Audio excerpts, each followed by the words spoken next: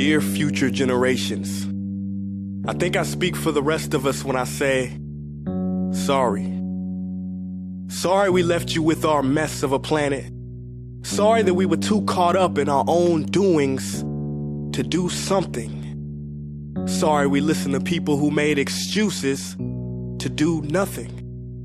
I hope you forgive us. We just didn't realize how special the earth was. Like a marriage gone wrong, we didn't know what we had until it was gone. For example, I'm guessing you probably know it as the Amazon desert, right? Well, believe it or not, it was once called the Amazon rainforest, and there were billions of trees there, all of them gorgeous. And oh, you don't know much about trees, do you? Well, let me tell you, trees are amazing. I mean, we literally breathe the air they are creating. They clean up our pollution, our carbon. They store and purify water, give us medicine that cures our diseases, food that feeds us, which is why I'm so sorry to tell you that we burn them down.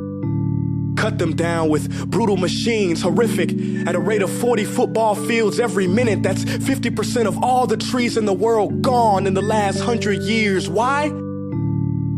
For this. And that wouldn't make me so sad if it weren't so many pictures of leaves on it. You know, when I was a child, I read how the Native Americans had such consideration for the planet that they felt responsible for how they left the land for the next 7 generations. Which brings me great sorrow, because most of us today don't even care about tomorrow.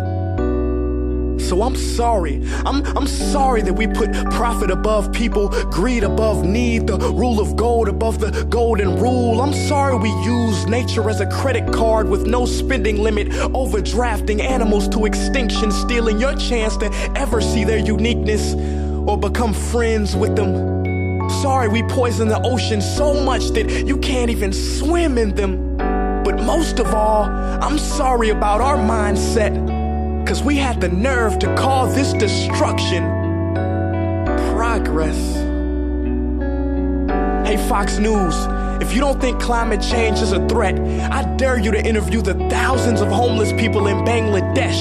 See, while you were in your penthouse nestled, their homes were literally washed away beneath their feet due to rising sea levels. And Sarah Palin, you said that you love the smell of fossil fuels.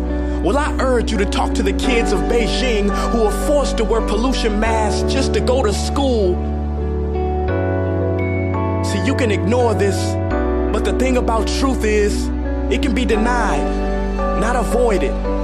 So I'm sorry, future generations. I'm sorry that our footprint became a sinkhole and not a garden. I'm sorry that we paid so much attention to ISIS and very little to how fast the ice is melting in the Arctic. I'm sorry we doomed you, and I'm sorry we couldn't find another planet in time to move to. You know what? Cut the beat. I'm not sorry. This future, I do not accept it, because an error does not become a mistake until you refuse to correct it. We can redirect this. How? Let me suggest that if a farmer sees a tree that is unhealthy, they don't look at the branches to diagnose it, they look at the root. So like that farmer, we must look at the root, and not to the branches of government, not to the politicians run by corporations. We are the root, we are the foundation. This generation, it is up to us to take care of this planet. It is our only home. We must globally warm our hearts and change the climate of our souls and realize that we are not apart from nature, we are a part of nature. And to betray nature is to betray us. To save nature is to save us. Because whatever you're fighting for, racism or poverty, feminism, gay rights, or any type of equality, it won't matter in the least. Because if we don't all work together to save the environment, we will be equally extinct. Sorry.